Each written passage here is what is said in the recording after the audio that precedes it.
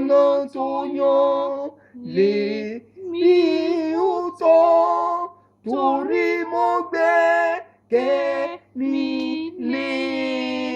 Mo rántí pé nítorí mi ni ó ṣe kú ní Kávárì.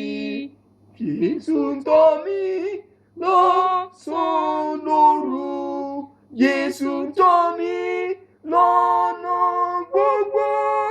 Ó jẹ́ ọ̀rẹ́ tòótọ́ fún mi, torí mo rántí Kávárì.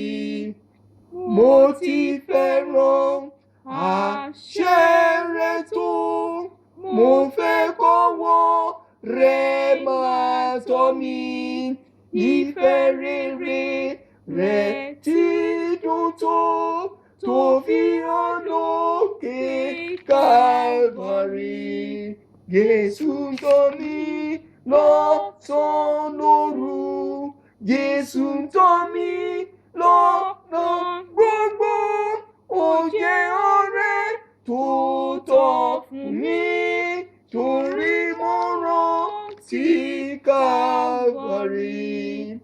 Mo ń lọ pẹ̀lú ọkàn dídúró nínú Kristi Olùgbàlà, ní ìgbẹ́kẹ̀lé pé láìpẹ́ wọ́n rí Jésù tí Kávárì. Jésù ń tọ́ mi lọ́sàn-án lóru.